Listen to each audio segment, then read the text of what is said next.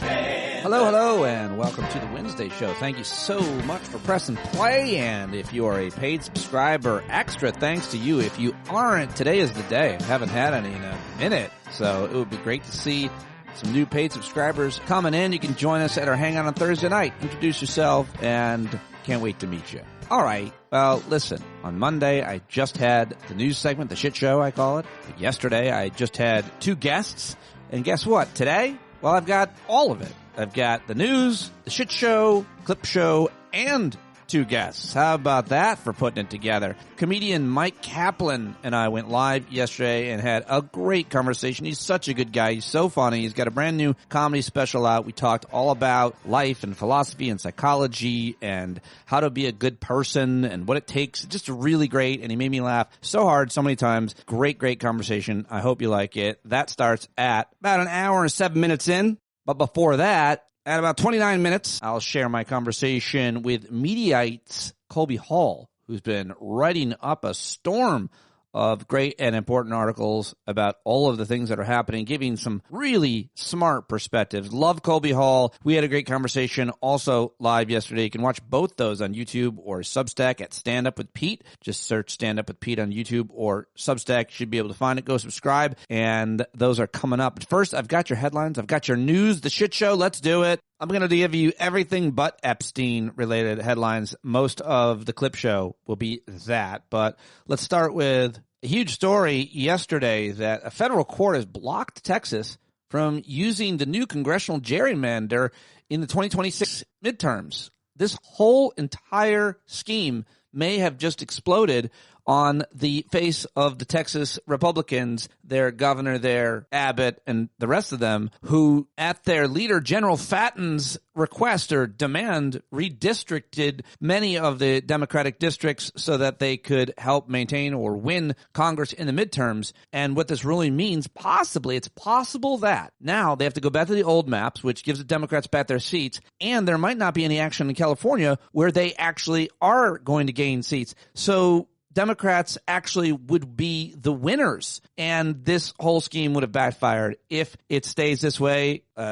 It's being challenged in California as well, so it's a pretty big deal. Real big deal, real big story yesterday. Major development and major egg on the face, at this point at least, of Texas Republicans. I didn't know this was a possibility, but man, that's good news. The other big story yesterday, of course, outside of the Epstein files, and the one I just told you about, was that the Ayatollah brought one of the worst people in the world, MBS, to America, gave him the red carpet. The leader of Saudi Arabia, the crown prince, joining our tiny king, and it was a pretty interesting and important meeting for a lot of reasons. I talk more with our friend Colby Hall about that coming up, but one thing for the American president to welcome the Saudi crown prince, it's another thing for him to defend him when a reporter asks critical questions. And of course, the worst of it all is that he's in business with him, and it's not necessarily in America's interests. I think it's fair to say a lot more to say about that meeting, and I'll talk more about that with Colby Hall. Let's see. Also, the president of Mexico has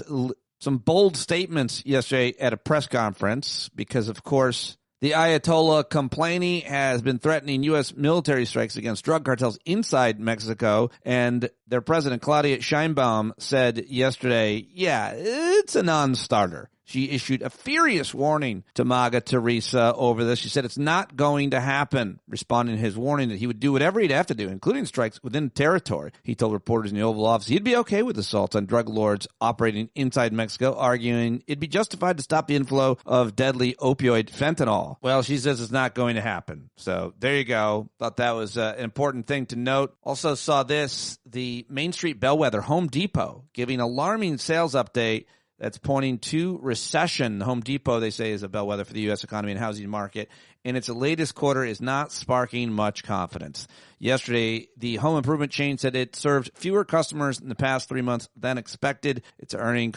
comes as Wall Street hits a concerning stretch of losses in the past week. All 3 major stock indexes are in the red as investor confidence in AI is beginning to slide. That bubble could burst, and it is driving so much of the market, like 7 companies alone.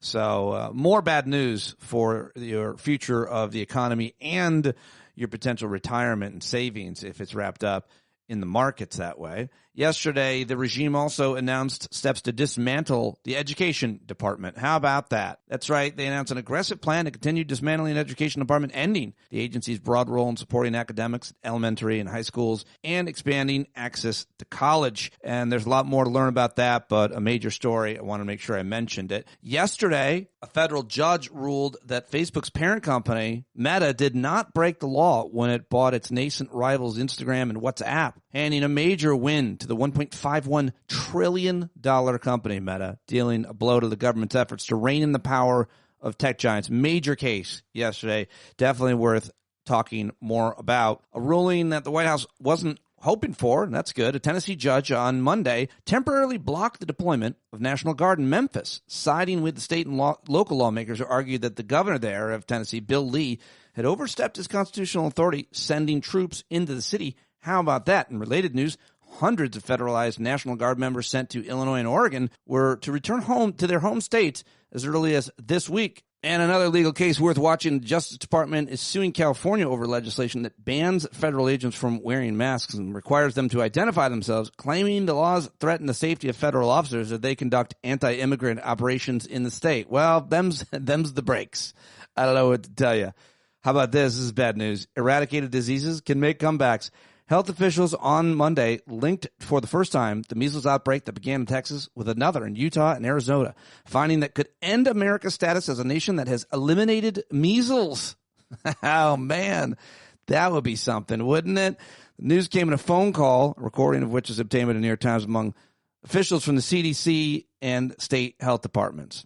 And finally, the UN Security Council on Monday voted to adopt a U.S.-drafted resolution endorsing Trump's plan to end the war in Gaza and authorizing an international stabilization force for the Palestinian enclave. You know, it wasn't his plan. I don't know who made it for him. Elements of it from previous administrations, should say. And this is breaking late Tuesday night. A federal judge has ordered some public school districts in Texas to remove Ten Commandment displays from their classroom walls. That's all I'm seeing right now. I don't have more details on that, but that's a pretty big development. And also wanted to mention one more story sent to me from our friend Sean Nielsen up in Alaska. What's up, Sean? The headline reads, the Trump administration did not send a delegation to COP30. How the U.S. is maintaining a presence at the climate summit. A coalition of 100 local U.S. leaders made the trip to Brazil, including the governor of California, Gavin Newsom. Mayors and top city and state officials made the trip as part of the U.S. Climate Alliance.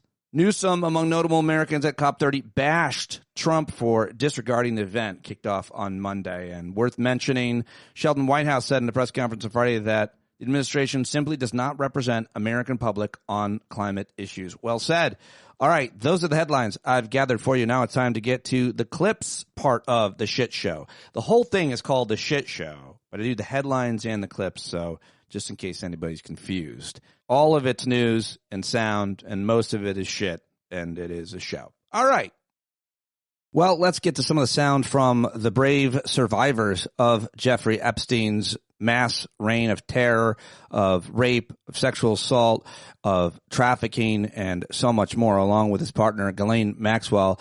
I thought this woman was really smart, very thoughtful, articulate. Her name is Jess Michaels. You should look her up. She's got a pretty good social media presence, and she's very brave. She was on MSNBC yesterday. She had this to say. Nicole Wallace on MSNBC. Happens in Congress.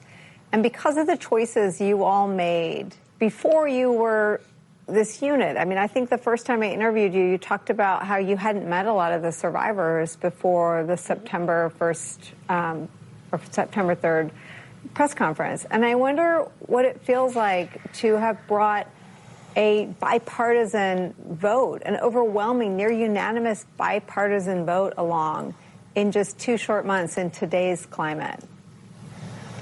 That That is the big takeaway from today. We don't know what's going to happen with the files. We don't know how long this is all really going to take. But the fact that there was such a strong bipartisan effort, the fact that we sat in the Women's Caucus and they had the Democratic Women's Caucus and they brought in some of the Republican Women Caucus members, and that we all stood in the same room sharing the same goals. I think that's the win. That's the big win today. And I have to tell you, there was one comment of the day that has stuck with me, and it will stay with me. About it is the phrase of the day. A woman, one of the staffers, was talking with us, and she had tears in her eyes, and she said, "This should not have to be an act of Congress."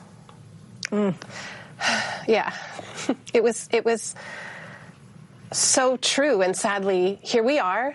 But the sisterhood of all of the survivors, and now connecting with all of the women in Congress and in the House, we feel really strongly that we have a lot of support, and from the American people.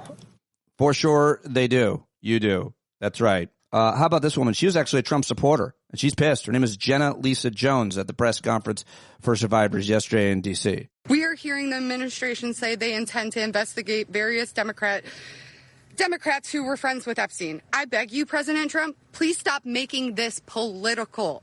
It is not about you, President Trump. You are our president. Please start acting like it. Show some class. Show some real leadership. Show that you actually care about the people other than yourself. I voted for you, but your behavior on this issue has been a national embarrassment. It is time to take the honest, moral ground and support the release of these files, not to weaponize pieces of the files against random political enemies that did nothing wrong, but to understand who Epstein's friends were, who covered for him, what financial institutions allowed his trafficking to continue, who knew what he was doing but was too much of a coward to do anything about it. Jeffrey Epstein and Ghislaine Maxwell were able to recruit and abuse young girls and women. Then the country will learn nothing, and has horrible history will repeat itself if we do not do something about this. All right, let me give you one more. This is Haley Robeson, and very powerful message to our commander in thief and anybody else who is supporting him. America, who is not here today, I want to say, and to the President of the United States of America, who is not here today, I want to send a clear message to you. While I do understand that your position has changed on the Epstein files, and I'm grateful that you have pledged to sign this bill, I can't help to be skeptical of what the agenda is. So, with that being said, I want to relay this message to you. I am traumatized. I am not stupid. I am traumatized. I am not stupid. You have put us through so much stress, the lockdowns, the halt of these procedures that were supposed to have happened 50 days ago. The Adelita Grijalva who waited to get sworn in, and then get upset when your own party goes against you because what is being done is wrong. It's not right. For your own self-serving purposes, this is America. This is land of the free. Land of the free. In 1863, we have a woman on top of the Capitol building represent freedom. I do not feel free today. I don't know if the women behind me feel free today. So I am begging every member of Congress, every representative, to step up and choose the chaos. Choose the survivors. Choose the children. Protect the children. All children. You protect all of us equally.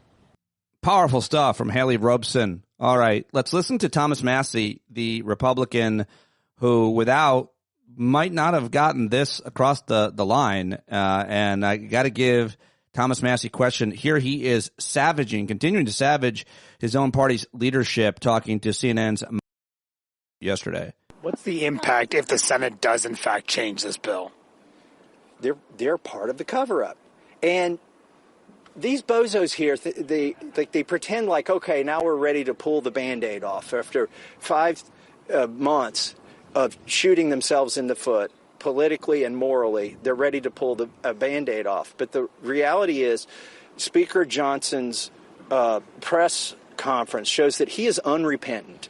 They have a backup plan. And I think it's going to work poorly for them, by the way. By the time they get done with trying to cover up by having these other investigations or having amendments in the Senate, they're just going to make more people complicit. Like, it takes somebody to offer those amendments, and then they're going to have votes on those amendments.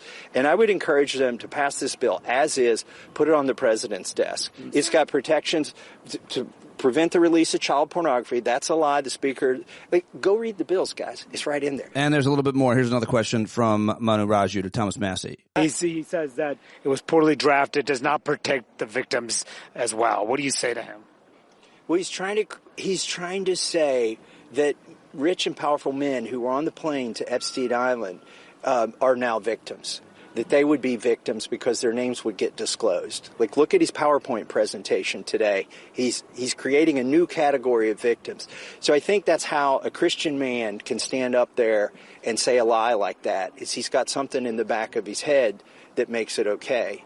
But if he had real concerns, he could have introduced his own legislation. Yeah, exactly that. Exactly that. And another powerful Republican now gaining more power, Marjorie Taylor Greene, with her statement yesterday at the Survivors press conference. These women have fought the most horrific fight that no woman should have to fight, and they did it by banding together and never giving up. And that's what we did by fighting so hard against the most powerful people in the world, even the President of the United States, in order to make this vote happen today. I was called a traitor by a man that I fought for 6 years for. And I gave him my loyalty for free. I won my first election without his endorsement, beating 8 men in a primary. And I've never owed him anything, but I fought for him for the policies and for America first. And he called me a traitor for standing with these women and refusing to take my name off the discharge petition. Let me tell you what a traitor is.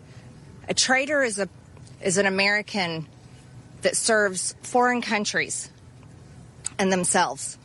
A patriot is an American that serves the United States of America and Americans like the women standing behind me.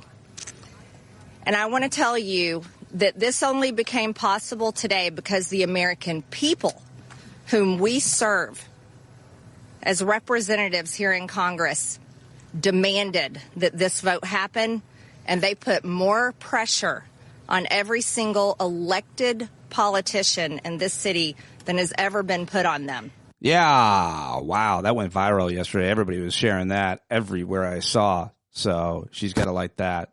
Don't trust her at all, but do like what's happening right now in terms of her and others crossing the line and making him a potential lame duck. Is that what we're seeing? Here's Jamie Raskin on the House floor before the vote took place yesterday. Always powerful Jamie Raskin with an annoying buzz on this clip. This is the United States of America. Even the British monarchy wouldn't put up with this. How about the American democracy? How about we say, no way, we're not going to allow this cover-up to go on for one day more. And I'm glad the president changed his mind after pulling out all the stops to try to get one of our Republican colleagues to change their mind, to remove their name from the discharge petition. He gave up.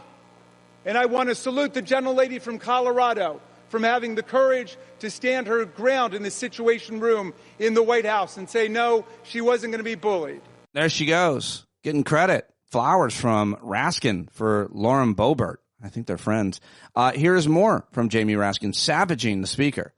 I'll take the opportunity of the speaker's presence to respond to some of the things that he said. In the very presence of the victims and the survivors who come to join us today, the speaker said that now would be a time we should be working on urgent legislative work.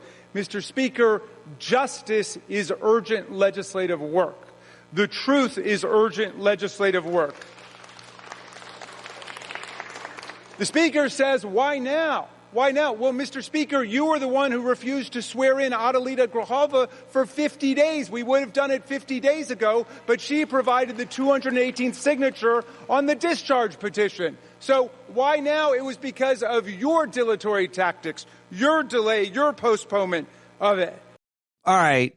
Well, there you go. There's so much more great sound yesterday, but that's what I've gathered for you, except for these last two clips. And this one is of the bad man. It's of the orange man. I'm sorry. But I'm playing it because I think you can hear him snapping in this. You hear him go after a reporter in the most disrespectful, grotesque way, and you're going to be grossed out and offended by it. More importantly, think of it as you're hearing him snap when he starts talking about you try to psych, just he's a mess.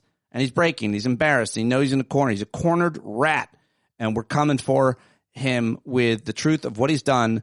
And the rumor is that one of the things in the Epstein files that he doesn't want everybody to know is that he's the king of cucks and that his wife, Melania, was Jeffrey Epstein's girlfriend. He stole a girl from her, and that's why they stopped talking. But it wasn't that young lady. It was his wife, maybe. Oh, I love it. Anyway, you got to endure this 25 seconds or so.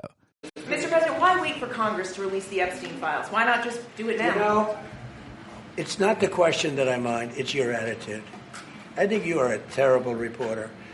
It's the way you ask these questions. You start off with a man who's highly respected, asking him a horrible, insubordinate, and just a terrible question. And you could even ask that same exact question nicely. You're all psyched up. Somebody psychs you over at ABC. They're going to psych. You're a terrible person and a terrible reporter.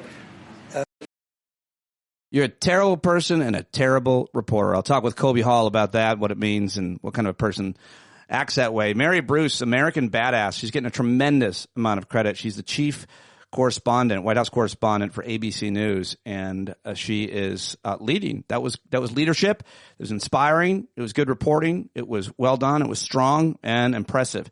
She's the opposite of a terrible reporter and a terrible person, in my opinion. All right, finally, let's get some laughs, shall we? Let's go to Jimmy Kimmel. He was on the air last night on Jimmy Kimmel Live. Here's a little bit of what he had to say. Fabulous Las Vegas, where the odds that Donald Trump will finish his term as president have dipped in light of a Republican revolt over the president's BF Jeffrey Epstein. Did you hear about this? The House could vote as soon as tomorrow on whether to release the Epstein files, and that vote is likely to pass bigly. At least 50 Republicans are expected to break ranks, which has forced Trump to now claim he's for the files being released. After almost a year of saying he didn't want to release, after a year of stalling, hedging, browbeating members of his own party last night, all of a sudden Trump reversed course completely. He wrote, as I said on Friday night to the fake news media, House Republicans should vote to release the Epstein files because we have nothing to hide. We have nothing to hide. I have some bad news. There's no we. It's just you, bro. Man, if you have nothing to hide, why even have the vote? Why not just have the Department of Justice release the files now? After 10 months of fighting tooth and nail, doing everything he could to keep those files secret, he's now asking for a full release, which is what got all these guys in trouble in the first place. So his new plan... His plan now is hurry up and release the files so I can start saying they're fake. Last week, he tried a last-minute arm twist to get Republicans like Lauren Boebert and Nancy Mace to back off this Epstein stuff. Lauren Boebert was even summoned to the Situation Room to be worked over by Pam Bondi and Kash Patel. They tried to persuade her to remove her signature from the petition demanding the files be made public, which is exactly what someone who's totally innocent and has nothing to hide would do.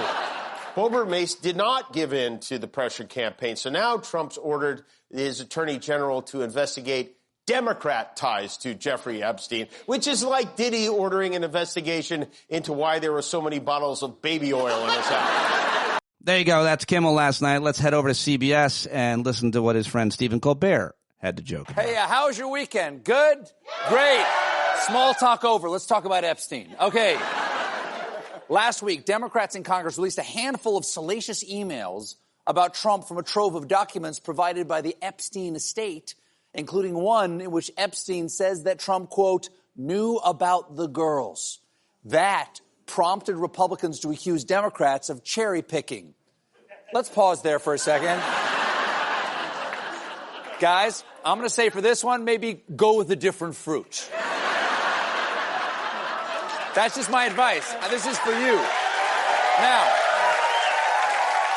so,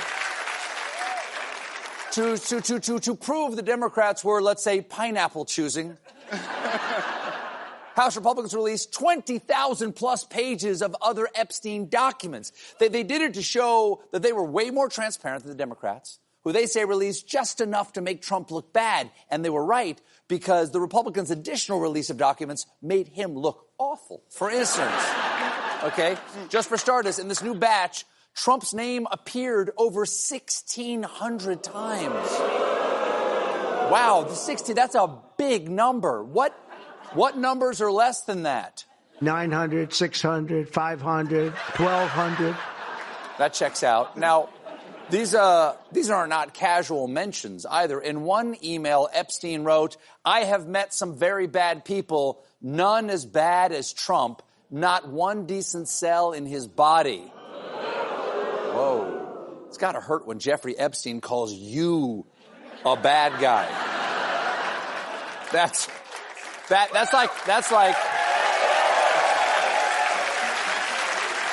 hold. That's like an airport muffin accusing you of being dry.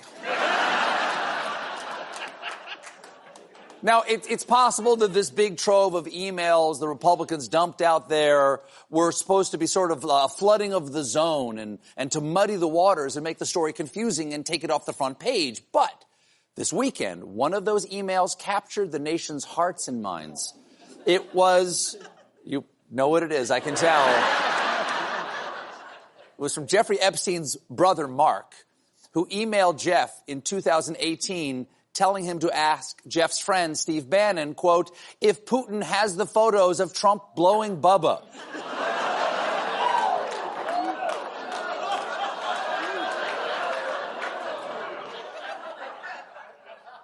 Okay.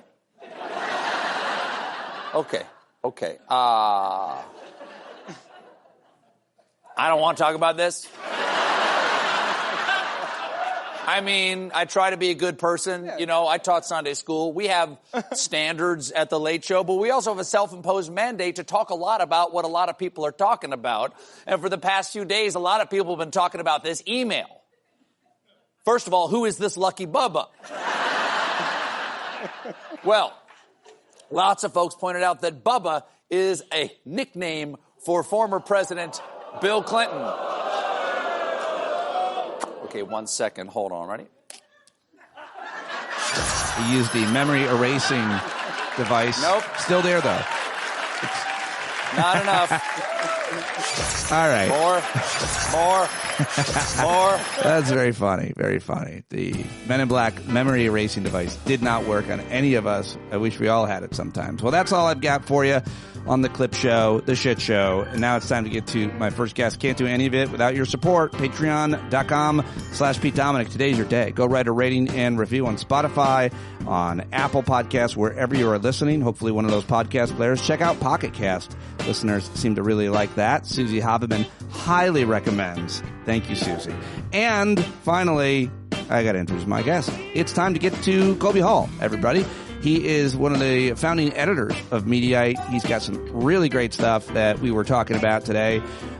He talked about the fracture in MAGA. We talked about the Saudi Arabian visit. We talked about the Olivia Nuzzi comeback and what it meant for media and more. Always great catching up with Colby. You should follow him on Blue Sky. You should read him at Mediaite and follow him everywhere else. It's all in the show notes. Always fun when he joins me. We were live. You can watch it on YouTube or Substack. Let's do it. One of my favorite writers, politics, media combined. Nobody does better than the guy you see on screen or you're about to hear. It's Colby Hall of Mediaite, who I'm very excited to talk to. And if only you could see him if you're listening, he looks like he's wearing like a knit cap. He looks like he just he came out of the prison yard at Alcatraz, I think. He's got a hoodie and a knit. Such a good look. I think it's more like sort of Rocky Balboa, Rocky One, running through the mean streets of South Philly is what I'm going for. You just didn't, every time you come on, I comment on how attractive I think you are. So you're really just trying to dress like a homeless gnome to really avoid. But I'm still saying it. Lower the expectations. The truth is, I was just chilling on the bed with my dog Frank, and then you texted me. I'm like, oh shit, it's 3. I gotta. I didn't get all dolled up for you. Apologies. I am happy to have you any way I can get you, no matter what you look like. Lots to talk with you about today, certainly. I mean, as there always is, but you published a few pieces just in the last couple of days. 2 today in particular.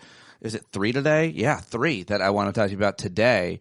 But let's just work our way backward. What happened during the day? Today, in the White House is a pretty big deal in Washington because the Crown Prince Mohammed bin Salman was invited by our president, who his family's doing business with. You have a great piece framing all of it. I don't know exactly where to start other than people should know a little bit about, I guess, who this guy is, just in case they've forgotten why he hasn't been invited in a while to the House. So 2018, Jamal Khashoggi, who wrote for the Washington Post, disappeared. And it was the CIA under the Trump administration, CIA, that realized that Mohammed bin Salman, the crown prince of the Saudi royal family, oversaw or directed the sort of brutal assassination and dismemberment and acid bath that was given to Khashoggi. And it was very controversial because we don't kill critical journalists in America. And there was an outrage. And then you cut to 7 years later and $2 billion after Saudi investment into the Jared Kushner portfolio and lots of other sort of business dealings and hand-wringing. Suddenly, his reputation redemption is not just under full view. It's MBS basically got the royal treatment with, sort of F-35s flying over. This was a, sort of suck-uppery at a level that we've never seen. And it puts in stark relief what the Trump administration has been doing, or what Trump has been doing, is he basically sees Saudi Arabia as an opportunity, as an ATM. And Saudi Arabia sees the Trump administration as a portfolio investment. Like they're basically realizing they put a bet on Jared Kushner that if Trump gets back in office, they'll have a lot of power. And so it's stunning to me. Now, it's worth noting that it was Biden that first sort of normalized MBS by visiting Saudi Arabia and giving him his fist bump. MBS is the leader of Saudi Arabia, and that's an entity with whom we need to sort of have some sort of relationship. But the relationship on display with Trump is authoritarians, birds of a feather. And then it went from bad to worse during a very contentious Oval Office spray in which Mary Bruce, ABC's Mary Bruce, asked, this was the first time I think MBS was in front of like real American journalists. And thank God for Mary Bruce, who just said, is it appropriate for you to be having him here and getting this investment when your company, the Trump org, is doing business with the Saudis? And also, he killed a dude. What are you doing? And Trump reacted in a terrible way, basically said, stuff happens, things happen. And not everyone loved Khashoggi. And again, that is jaw-droppingly, stunningly grotesque. And the fact that's not blaring 20-point headlines across every website just shows you how normalized and weird and numb we've become to this crazy world. Sorry to prattle on. Only barely touched on the most important thing that you write about in your article, which is not about MBS and his human rights violations or the murdering of Jamal Khashoggi, which Trump today said he didn't know about it. He told me he didn't know. Putin told me this. Khashoggi told me that. Hitler's ghost whispered in my ear. He said he didn't know that they were killing the Jews. The issue isn't those past human rights violations necessarily, should be, but as you said, Joe Biden went over there and gave him a little jab, a handshake or whatever it was. But the issue is the business they're doing. The title of your piece is Trump's White House has officially become Saudi Arabia's best investment. You talked about the $2 billion deal that Jared Kushner got after the first Trump term ended. But you also lay out in plain language in this piece really well why this is what we used to call a conflict of interest, the height of corruption, and the American president doing something that is in his interest, but not necessarily the country's interest. That's the whole rub always with people who work in any layer of government, right? Emoluments was the issue that was sort of the topic. Everyone got their civic rights or civic studies lessons out in the first administration. We seem to have forgotten about it, right? Like we just seem to have gotten away that he's putting his own sort of interest ahead of what's the country is. And, he's sort of hiding in plain sight. He doesn't really care. And of course, this is protected from happening or should be protected by checks and balances, among our three branches of government, the legislative branch. But when the legislative branch has completely just dipped and disappeared on any oversight for whatever reason, then Trump can get away with it. I will say that, and this may lead into another thing I wrote, but I have to tell you, I feel like Trump's, and I hate to say this because, the walls have been closing in on Trump forever. I really think that Trump has lost his mojo and his magical sort of powers over a lot of, it's not just Marjorie Taylor Greene. I think there's a lot of variables here that Fox News coverage, criticism from sort of big MAGA voices.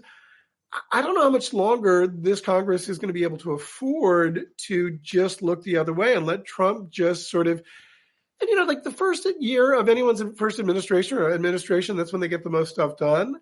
Trump, I think, is already pivoting into lame duck era. He doesn't care. He's surrounded by sycophants, a bubble of sycophancy who just tell him whatever he wants to hear. I think he truly believes that inflation is down and prices are down. Yeah. I don't think that he's lying. I think he honestly has been told that, even though that's flatly wrong and inaccurate. And is it a lie if he doesn't know? But that's not a pass. He should know, right? And so I do think that we're seeing serious cracks in that armor. People have been saying that for a long time, and I'll probably be wrong on that. Maybe that's wish casting, but I do think that you're not alone at all in saying this. And you're talking about this other piece that you have up. You posted yesterday. The MAGA succession crisis has begun, and it's happening on air. You can read it at Mediaite, talking to Colby Hall, who is dressed as a Snoopy the snow cone dispenser. If you could only see him, he's got a knit red hat and a hoodie, but God, he's handsome. A sexy version of a Snoopy snow cone. That's what I'm going for. Yeah, I'll take it. You break the Republican Party into kind of three different categories, which I thought that's really interesting. I've been breaking them in kind of two categories, and I've been using the phrase hoods off, and I've been saying that it was led mostly by Nick Fuentes, who you don't even mention. So I think it's interesting because you don't even mention him, and yet you still have kind of robust argument for these three categories. The first, the would-be heirs. The second, institutional preservationists. And the third group, I guess that you would include that in if you were, is the accelerants. And you're talking about people like comedian and conspiracy theorist Tim Dillon and Cernovich and others. Do you want to break it down a little further? Sure. Well, first of all, I think Nick Fuentes is a crazy, bad, horrible person. I don't think he has much influence. I don't think he gets a lot of numbers. I think he leads this bizarre Groyper set. I don't think, however, that he should be platformed. And in a weird way, I think Tucker Carlson's platforming him and then the Heritage Foundation basically defending Tucker Carlson is every bit as bad. And maybe I've got my head in the sand. I think the Groyper set that he leads isn't insignificant, but I don't think it's a serious movement. The movement that I think is basically there's the Tucker Carlson, Megyn Kelly set. These are sort of big cultural leaders who are basically, I make the argument that the secession plan for the MAGA when Trump leaves, it's largely going to come from media personalities and not politicians. Fully agree. Of course, Ted Cruz and J.D. Vance and Marco Rubio and others are going to be battling. That feels a little bit like the minor leagues. The real issue is those who have really created huge audiences based on outrage and grievance and zero attention given to actual governance. And so the three are like sort of, I think Tucker leads it, and he has a huge following, and he is really good or sort of pernicious about creating attention, sort of driving attention. Then you have Fox News, who's sort of institutionally, they need to be in line with Trump to a degree. There's something really fascinating that happened on Friday with Laura Ingraham and others, where she challenged Trump on the cost of, prices. I know that Fox News, they look very, very carefully at what their audience wants to hear, right? And a lot of them are very pro-Trump. Not all of them are. But if they are saying basically that inflation is really hard and affordability is still a major issue, and they're sort of confronting and kind of holding Trump's feet to the fire on that, that tells us that they're hearing that about their viewers, and they are more loyal to keeping their viewers, which is incredibly enormous, and they're way lucrative. They're more like, if their viewers turn on Trump because he's not making prices cheaper and their lives better as they were promised, they're going to dip on Trump quickly. And then the last are sort of the accelerants. It's the Tim Dillons. It's sort of to a lesser degree Rogan, where they're just Tim Dillon, who's got a huge podcast. He basically said on Friday, I think, the Trump movement, the Trump administration's over. So this is happening in real time, and we're watching it unfold. Will it completely break up? No, because there's always this loyalty and this duct tape and bailing wire. I do think Trump's sort of threat to like primary people, like Marjorie Taylor Greene knows what she's doing. And it's weird that she's become the voice of reason, a principled voice of reason, but I think she's a canary in the coal mine. And will she survive this? If she does, Katie bar the door. I think Trump's, he's like Fonzie when he can no longer fix the pinball machine, right? You lost me on comparing Fonzie to Trump in any way, but I know the point you were trying to make. But Fonzie was such a good guy. He was fucking disgraceful. But he was comparison. A complicated figure. Well, I don't know. I mean, you could have used anybody else who lost their power at some point, but fucking Henry Winkler's legendary character, Arthur Fonzarelli, it seemed. It looks like it's too soon to question Fonzie's role with you. Like, it really touched a nerve. You write this really important point. I haven't seen many other people make. I'm sure some other people are making, but it's more about it's really important for people to understand just a little bit what it takes to govern, whether it be a town, a state, or the federal government, of course. And you write in this piece that the MAGA movement has no governing class. It never built one, which is amazing. You write, it did not groom policy thinkers, governors, or legislative strategists. It cultivated entertainers skilled at farming outsider rage. The only people the movement trusts are those who talk to them directly through a screen. The pipeline that traditionally produces successors, senators, governors, cabinet officials, I would add all these legal people at DOJ and federal courts. You write, that's been scorched. That pipeline has been scorched. In its place is a media class with power but no responsibility. That last point is a point I made in one of the few articles I've ever written for the Daily Beast a billion years ago, talking specifically about Mark Levin when he was arguing with then Senator and still Senator Ron Johnson, right-wing conspiracy theorists, yelling at Ron Johnson for not getting it done. But what you just said was the point. It's the fact that they have the power in the media. They have all this power and influence, but no responsibility. Your only responsibility is to get viewers, get ratings, sell ads, and subscription. That is not responsibility in governing. I thought that was such a brilliant point, and we're seeing it play out because every day, all the crazy shit they're doing, from trying to remove Jimmy Kimmel to prosecuting James Comey to even the tariffs, almost everything he's doing policy-wise is not working, or they're having to, bring people back to government that they laid off. It's all failing because of what I think you're saying, which is they never built a governing class. They just have a bunch of fucking Don Bongino and Kash Patel running the FBI. It's such a great point.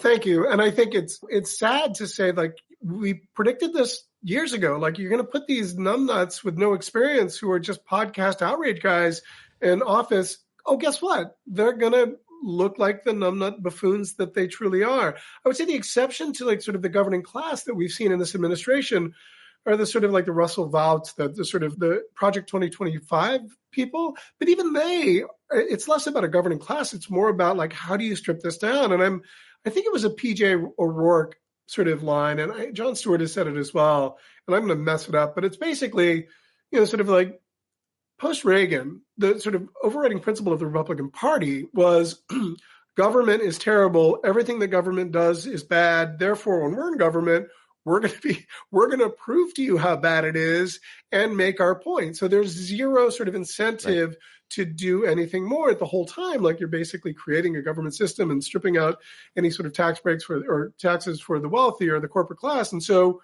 it's part of why Mamdani was elected, because of this affordability affordability agenda. And when friends of mine are like, well, millionaires and corporates they're going to lose all those breaks. They've been getting tons of breaks, and it hasn't trickled down. It hasn't benefited.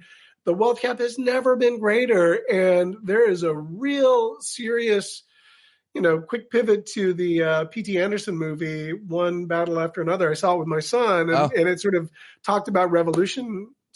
It kind of glorified it. And I saw it as a warning of like, we need to kind of figure our shit out or it's going to get ugly. My son, who's 22, saw it and was like, holy shit, I feel like it's a dangerous movie that's going to spur on and sort of glorify revolutions. And he said that in a way that he kind of felt like he was down with. And I say that only because I think that's a lot of people are like pitchforks and whatever torches. I think that's why Marjorie Taylor Greene is she knows what's happening in her district in Georgia. People are shitty. And if Obamacare is going to spike 3 times by the end of the year, it's not going to be good. And Trump's done nothing to make good on his base who are suddenly seeing through his bullshit. It would be one thing, not unlike COVID, if the guy could just be a little bit more honest and say, listen, I know you're struggling. We're working on it. Or during COVID, you straight up lied. And remember, he said, it's just going to go away by Easter. And then when people are dying everywhere, he just didn't have he doesn't have the ability to have any empathy. But when it comes to the problem isn't even that, like even if he was neutral, but the fact that he's decorating the White House and having the parties at Mar-a-Lago, so he's celebrating, he's golfing, he seems to be having the time of his life and spending a lot of money and tearing down the East Wing of the White House to build a ballroom, and then also sending $40 billion to Venezuela. And farmers are getting screwed. Everybody's getting screwed by everything. And meanwhile, he seems to be having a party and doesn't seem to understand the optics that you would think that's the one thing he really does have a control of. And I think, as someone said in the live chat, Benny said, Trump became a lame duck today, and the Thomas Massie's pushing the release of the Epstein files did it. What do you think?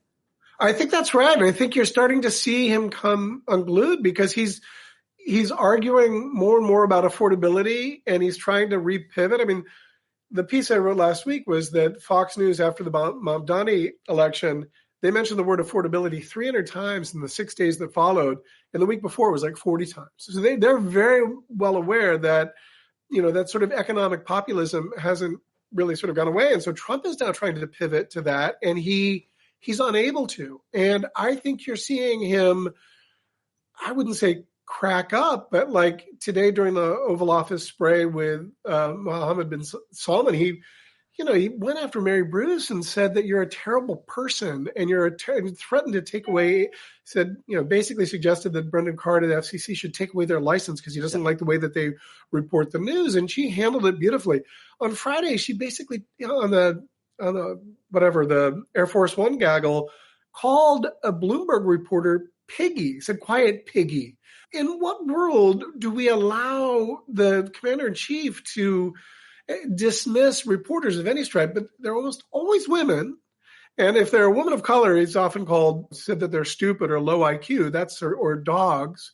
But again, this is, it's beyond not normal. It's bizarre. It's suggesting a level of cognitive decline that's not like Biden's, which was legit. This is a whole different sort of level of like delusional, crazy anger that I don't know. It wouldn't surprise me if he were to pivot back and turn things around and win the polls back. He's done that before. He's a chaos agent and seems to do very well on that high-wire acted. But it would surprise me less if like this, we look back at this as the beginning of the end of his Fonzie era, for lack of a better term. I know dare you? Really doubles down on it. Speaking of terrible people, you, sir, Colby Hall, you're a terrible person. Has anybody ever called you a terrible person? I'm sure it has happened to all of us at some point. But I wonder if someone's got a clearinghouse, maybe one of you or your colleagues, of all of the reporters who you said straight to their face something similar. quiet piggy. You're a terrible person. I thought about that for a good minute today and it's weird because it's like the 20th time he's done it, or the 100th time he's called a reporter in the White House. You're a terrible person. What's your name? And then, of course, puts a target on their back. But more importantly, it's not all of the other ways that other presidents and people in power have handled the questions of journalists like that. All kinds of upset, offended ways that they've handled it, or just like, with all due respect, I think your question is not the right question, or any number of, or even a personal attack. You always got to come after me, but you're a terrible person for that question, which, by the way, everybody on earth won.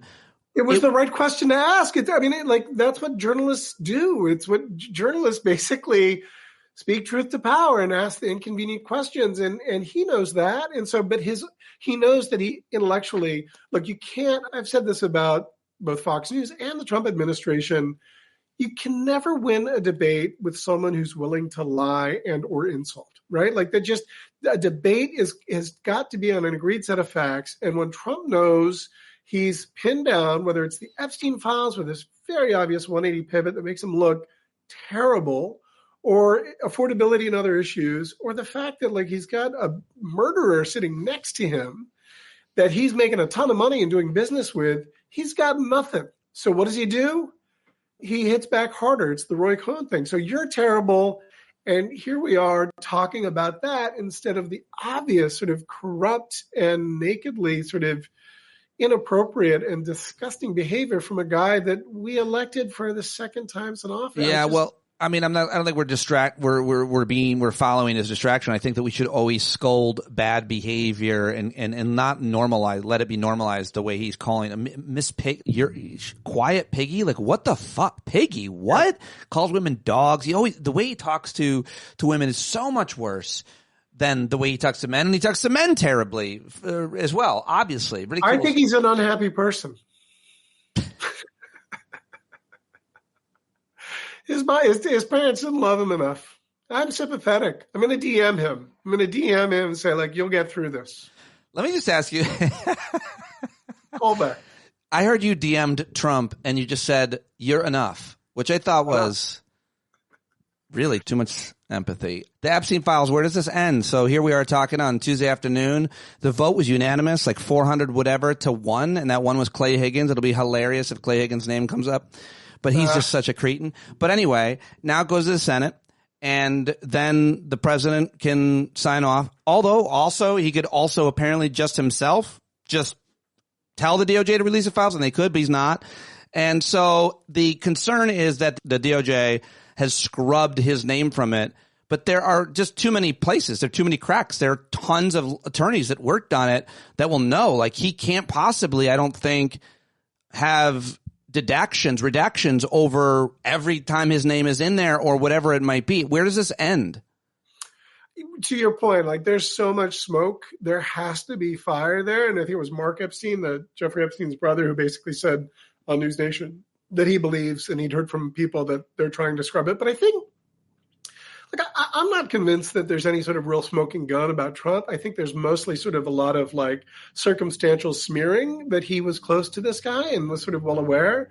And that evidence is already out there. The Epstein estate release, I think, accomplished everything and maybe makes these Epstein files release, sort of neuters them, because I think that horse is out the barn now. People now are very clear. And if you just look at the timeline of what Trump has said about this guy, from a terrific guy in 2004 to People magazine who liked beautiful women on the younger side, to telling Jonathan Swan that he had no idea, this was on the HBO interview for Axios in 2019, that he had no idea what was going on with Epstein. And then later going I kicked him out because I knew he was a pedophile and a creep. All of those things can't be true. And so it's very, very clear that he's just throwing whatever. There's no strategy here. He just will say or do whatever he can to get out of that. That's the Maggie Haberman theory, which I long believed to be true.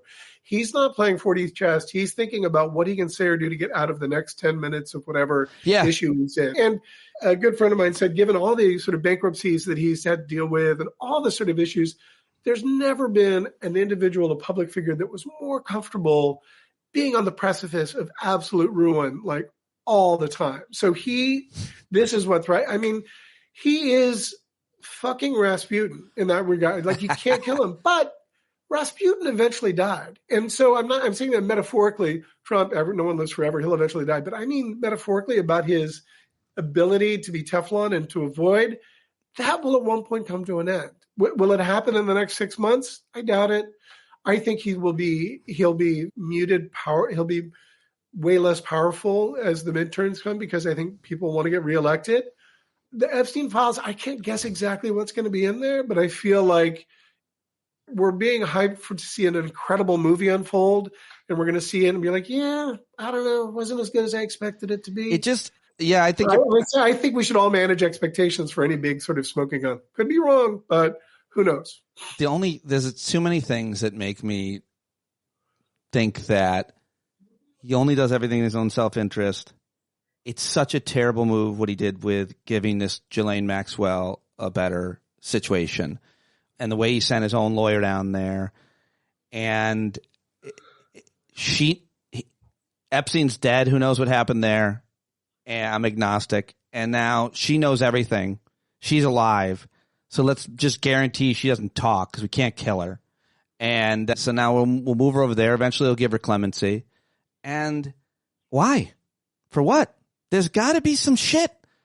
A lot of shit, like bad shit. You're seeing like Larry Summer. You're seeing some big names, like, and it's bipartisan. And I have to say, like, honestly, like, everyone that I know that's reasonable about this feels the same. Like, I don't care if it's a Democrat or Republican. If someone was like knowingly getting happy endings from 15-year-olds, out them, perp walk them. That's terrible. That's awful. Like, Democrats and Republicans together should be, Megyn Kelly said, these are 15-year-olds, not 8-year-olds. Like, it's not the same. Well, I think she makes a lot of great points about that, about Black Santa. It's exactly right. It's not a noble principle to be against this. And nothing like upsets me more than when I'm arguing with the MAGA people and they're saying, what about Clinton?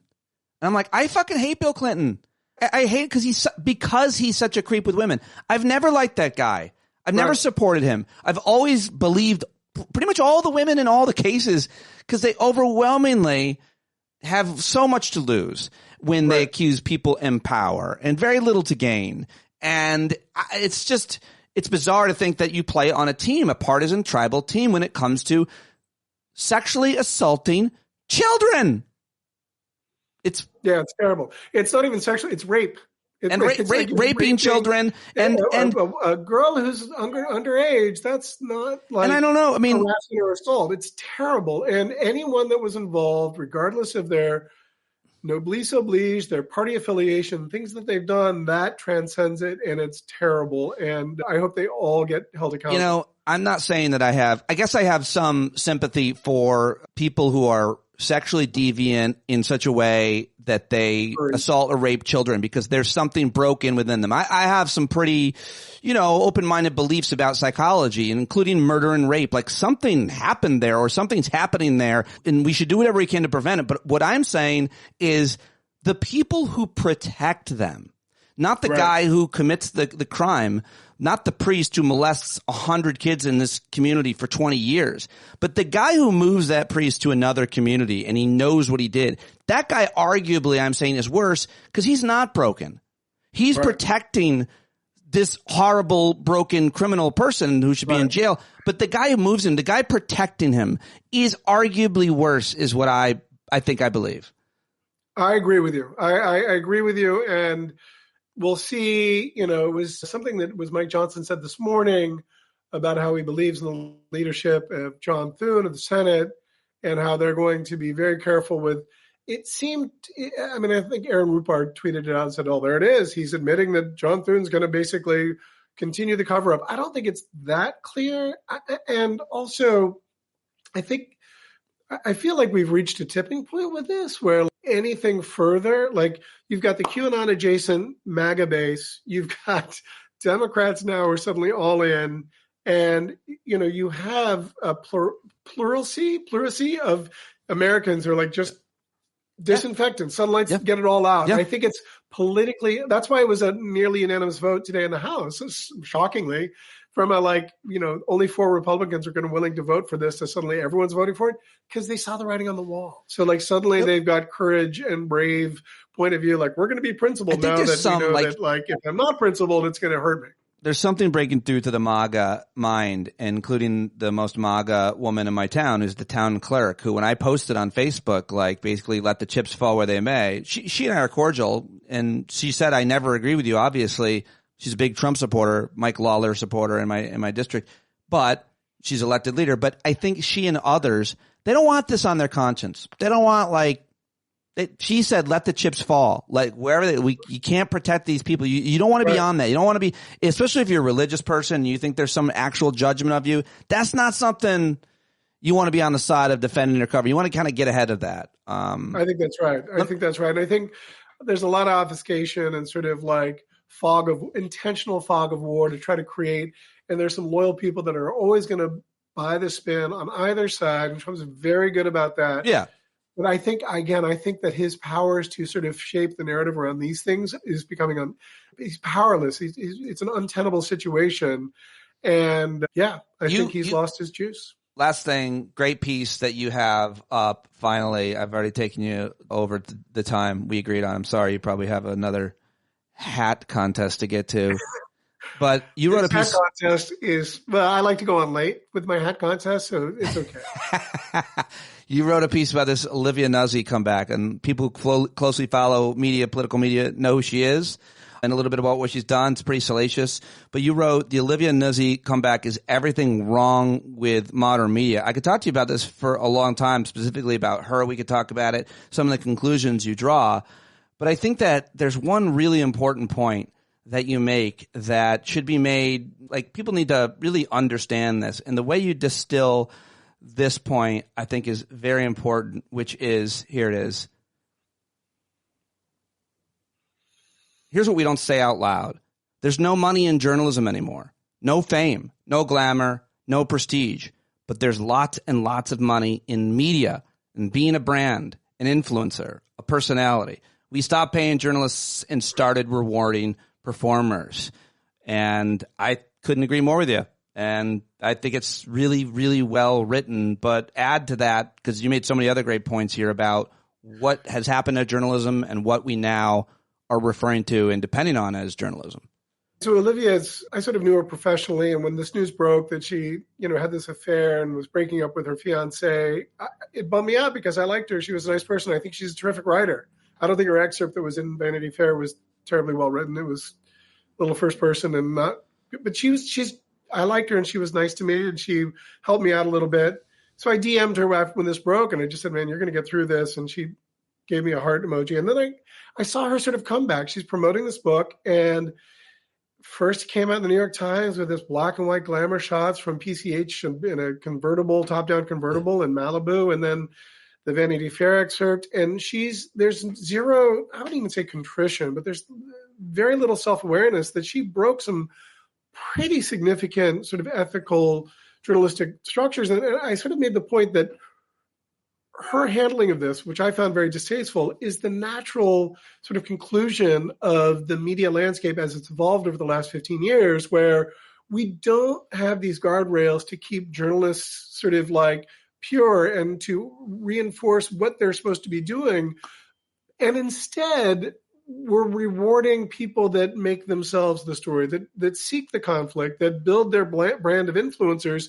So what I found to be distasteful over this rollback, this comeback, is predictable. But it also says all that's really wrong. And of course, there's other details where her origin story was she basically was sort of, Keith Olbermann was her sugar daddy. And of course, that's where she learned access with powerful men, right? And then, Ryan Lizza, her ex-fiance, basically reported that, alleged that she had an affair with Mark Sanford, the former South Carolina governor, when she did a report for him on interview on New York Magazine. So I think journalism is in a tough spot right now. And I like Olivia's writing, but this turn for her, it's not for me. Maybe I'm the old fuddy-duddy and it's kind of gross, but at the same time, it is who we are right now. I think media is mostly a mirror of who we are as a society. for better and sadly, more recently, worse. None of it matters. In our attention economy, ambiguity is an asset. Controversy is content. Every piece of criticism is also marketing. It's a really, all this stuff. I guess I've never said to you, hey, man, you're a real smart, good writer. I guess I just always thought I was communicating that, but I want to say it out loud. I appreciate saying that. I appreciate saying that. Oddly, Nitzy, I mean, she makes this point, but like the things you can say about her apply directly to the current president. I mean, it's the same kayfabe, conflict, performative anger narrative that gets the clicks. No one's going to click on nuance. Unfortunately, I've learned through my career of writing about shades of gray. Oh, that's a good shade of gray. I like that. Let's click on that. Well, I'll say beige. that. I mean, love that's what you wrote about beige.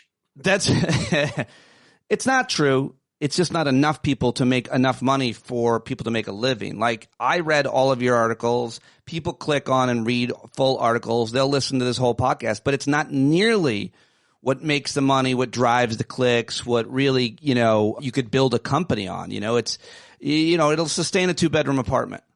Softcore porn. Yeah, two-bedroom apartment in Colby Hill. That's exactly where I'm living.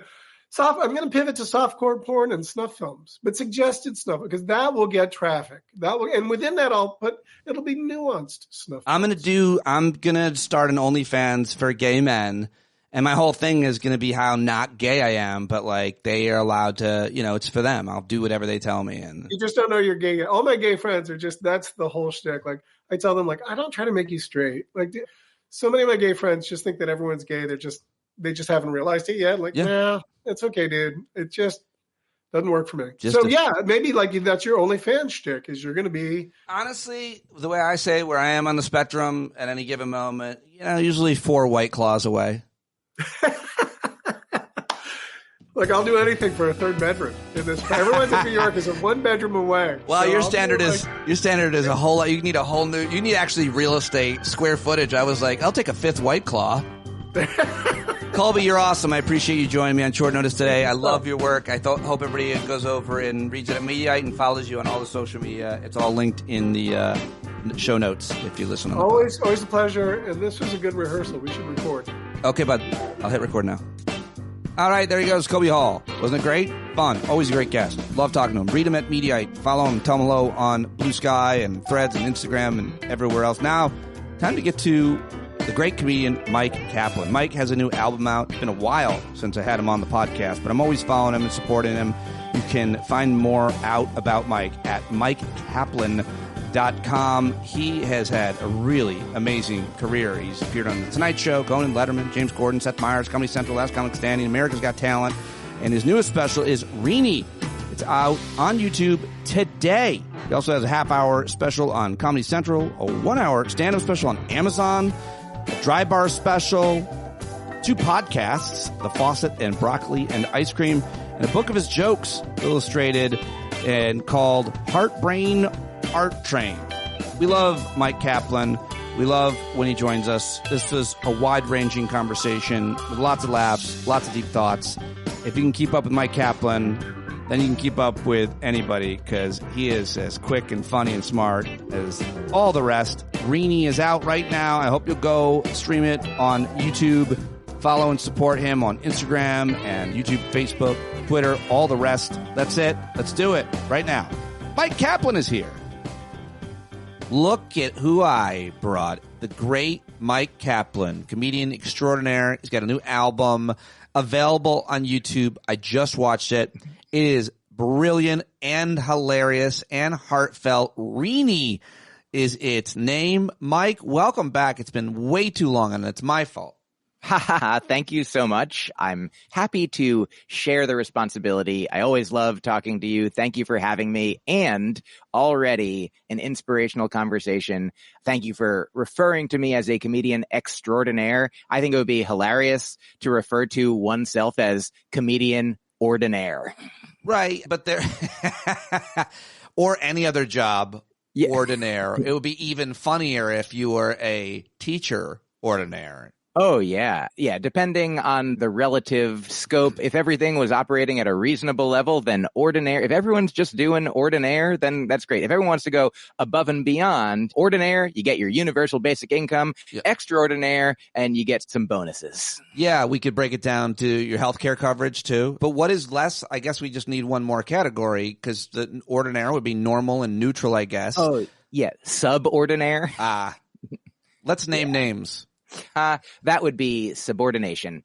I will not suborn such subordinariness. I've run out. That's good night, everybody. Thank you for having me. I'm already entertained and already enjoying it. It's so hard to believe I had banned you from the show for so long. I don't know. Your last appearance, you were very anti-Semitic. Yeah, that I get that a lot from the people who are more Jewish than I. What is your level? The right one, but the reasonable one, the one that cares for all beings. Truly, this is a joke that I would tell sometimes, is that whenever you say you're Jewish, I would say it's a weird time to be Jewish all the time. It's never not a weird time. Name a time, and I'll tell you why it's weird to be Jewish at that time. And also, it's weird to be anyone at any time. Like, it's weird to be awake and alive. It's weird to be asleep or dead. But I would say on stage sometimes, as a Jewish person, over the past couple years, sometimes people will assume different assumptions or connotations about your beliefs and your identities. So I always want to say, like, I'm Jewish, but it doesn't mean, of course, that I agree with everything that the state of Israel, the military, the government does over there, the same way that as an American, I don't agree with everything that the American military or government does over here. I want all Palestinians to be safe and free and live with ease. I want all Jews to be safe and free and live with ease. I want all people, all beings to be safe and free and live with ease. But why can't I say this to my cousin? That's all. That's how Jewish I am. I was going to ask you, when you are around mostly or all Jews, does that ever happen at a family gathering or with your mostly Jewish friend group that I assume you have, and because you hate diversity? And are you having interfaith conflicts? Yes, certainly. I will say that I do. There are people in my life that I love who have slightly different, who see things slightly differently than I do. And there are some people with whom I have talked about it extensively. And then there are some that we talked about it enough that we're like, I guess we've reached, we understand where we are and we love each other and we're going to do what we think is best and right and advocate. There's a wonderful TED Talk that happened, I think, last year or thereabouts, between an Israeli man who had lost family members in the October 7th attacks, and a Palestinian man who had lost family members earlier on due to violence from, I believe, the Israeli military. And these men were coming together in kind of fellowship and brotherhood and peace and advocating that the only way forward is to not continue to perpetuate violence and recriminations and anger. And of course, look, I think Mark Maron has said, he has a joke where he's like, people ask me, where do you stand on the Israel-Palestine situation as an American Jew? As an American Jew, I stand in America, and we're not on the ground. I'm no expert by any means. I have friends and people who are more connected and know more people. And I'm not a journalist. I'm not heavily researched. And I know it's very easy to say, peace, everyone. Peace is the good. Right. I wish everyone was saying it. It's easy. And I also understand why it's not as simple as that and not as easy as that. But I do love that TED Talk. That's those guys together do it?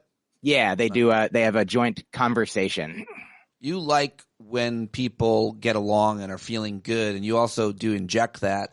That's your thing, both on and off stage, both on and off anything. You're a very positive, loving person, and also apparently Jewish. And we've talked about your family before, but where do you derive that energy that you give off to everybody that you seem to care about, and including even probably extraordinarily those you don't care about, like strangers and stuff?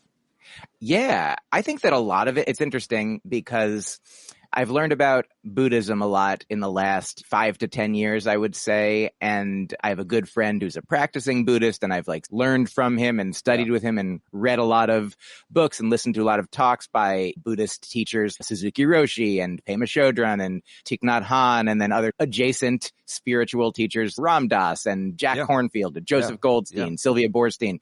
How long do you have for me to name names? You're speaking, just so you know, because you may not know this, but you're speaking my language. I proselytize, especially about Pema Chodron, Ram Dass, obviously, and those that she, I think, probably was inspired by and taught by. But yeah, go ahead. So you're saying it comes from a lot of that teaching, but it feels like it was your nature before, and it also feels like it could be described in a very do no harm. You're a very do no harm. Are you vegan as well? I am vegan. Right. Look how long I went without telling you. And the thing is, I think that earlier in my life, I was very fortunate. My family, my parents were teachers. I was raised middle class, whatever that means, or that's what it seemed like at the time. We had a home. I was never hungry. I had enough shelter. I was an only child. I was an only grandchild. I was doted upon.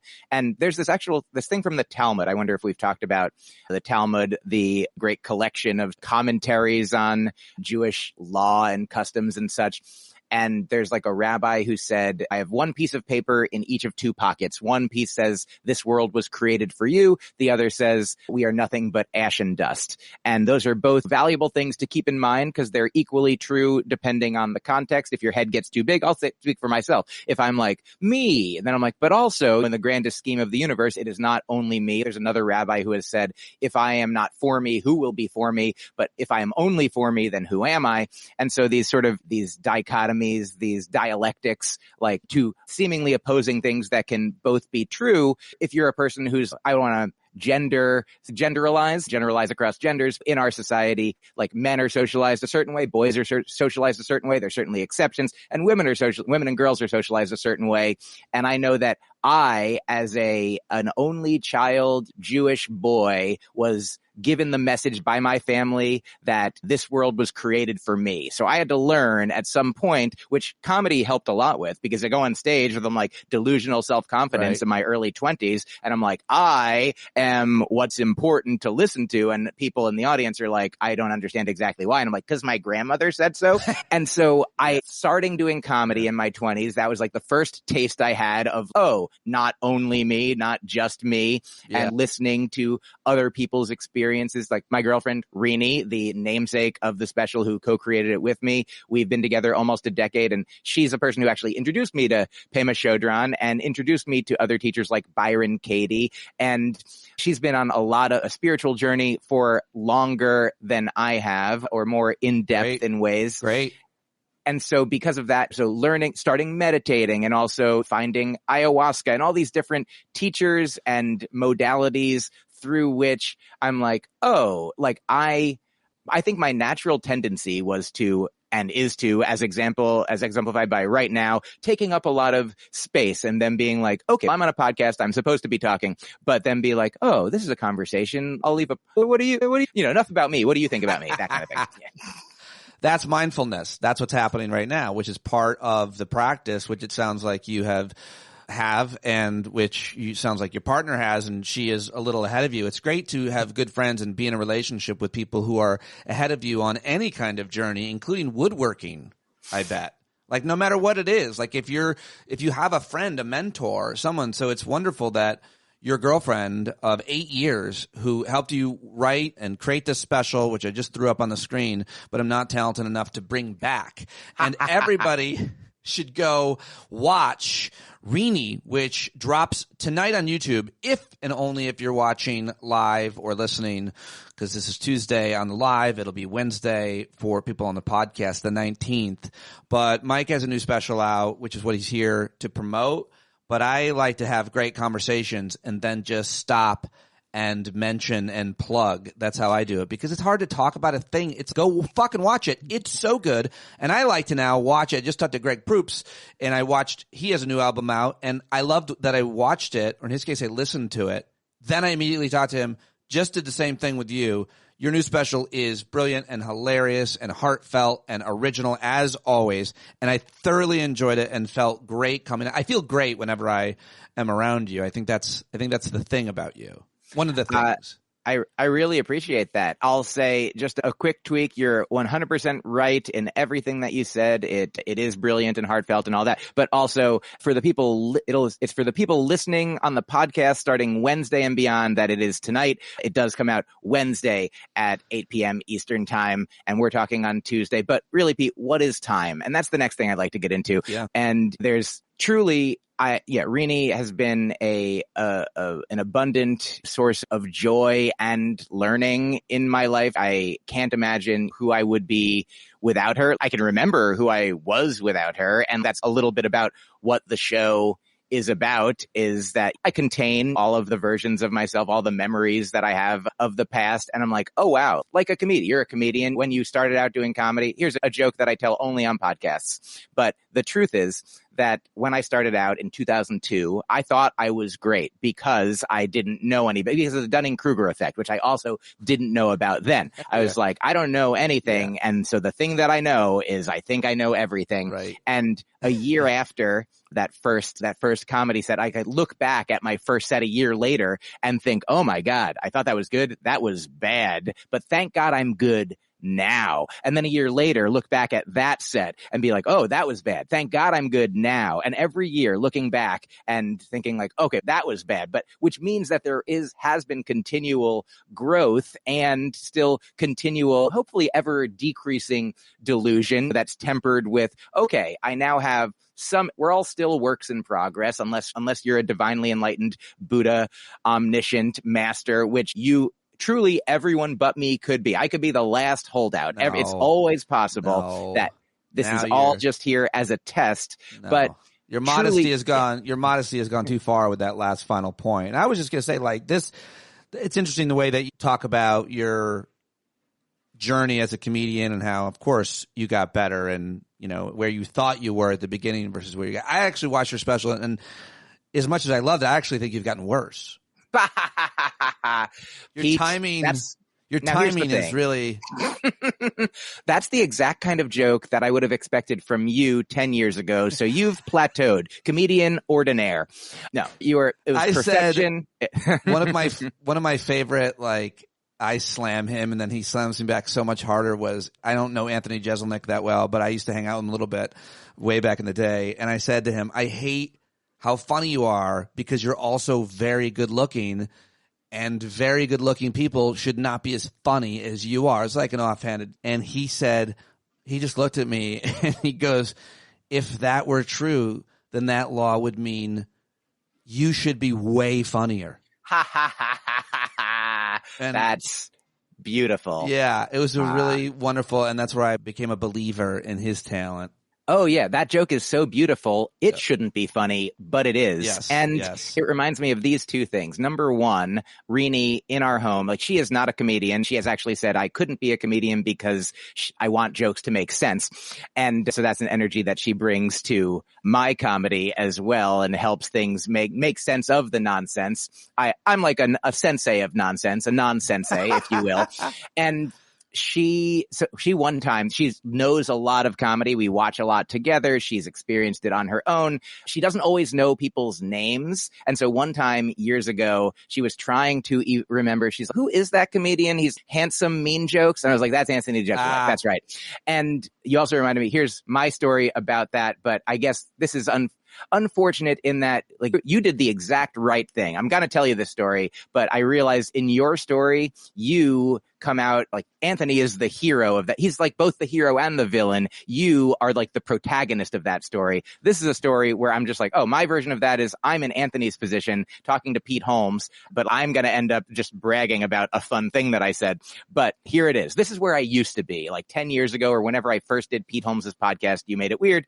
I showed up and it was, I don't know if you ever performed at Meltdown Comics. It was this comic book store in LA where they had an amazing show in the back every Wednesday. And so Pete recorded his podcast at the time, like upstairs in this comic book store, which is like a dream to me. Comedy, comic books, that's all I care about. I hadn't met Rini yet. Now I care about three things: comedy, comic books, and Rini. And you as well. And all, like, everybody else is tied for fourth. But I guess your comedy, you're up there. You're in the top three.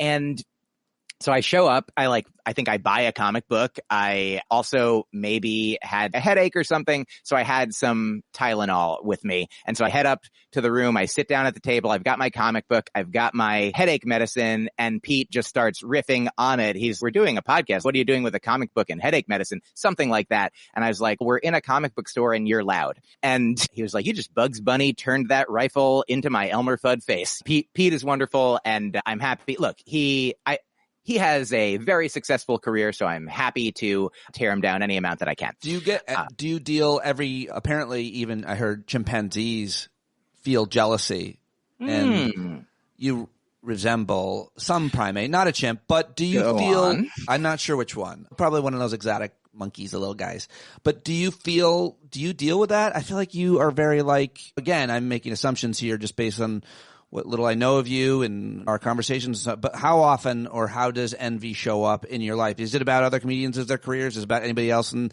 happiness, money, anything like that? Looks, my body, you probably see me.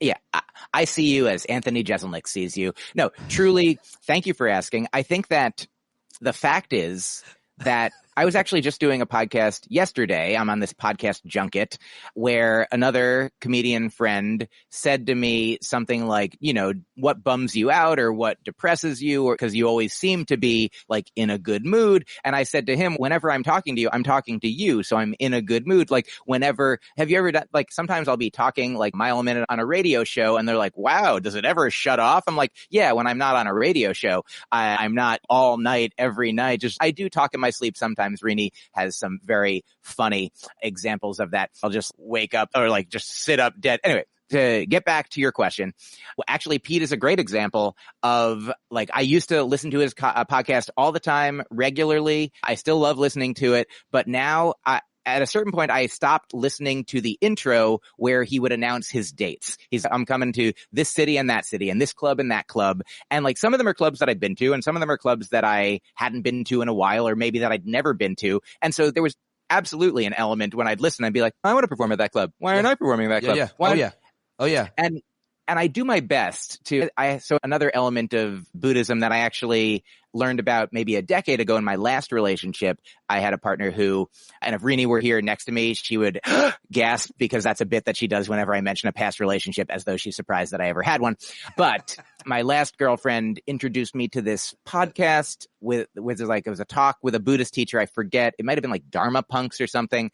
And it was something about if you're in traffic and you're angry or you're frustrated and you look at the people ahead of you, which is the kind of thing that I'm doing if I'm looking at Pete has more dates on the book than me. Yeah. And he's ahead of me in traffic. But then the advice that the teacher gave is look at the people behind you. Look at all the people behind you who would love to be where you are right now and send love to those people. And then even next level, look at the people ahead of you and send love to those people as well, because they're not in the same geographical position as you or emotional or spiritual position as you, but they're wherever they are in the midst of their own, journey as well. And we never know. They say, don't compare your insides to somebody else's outsides. And so sometimes that's a way that I can help when I can remind myself, if I knew 20 years ago, 10 years ago, any number of years ago, where I'd be now,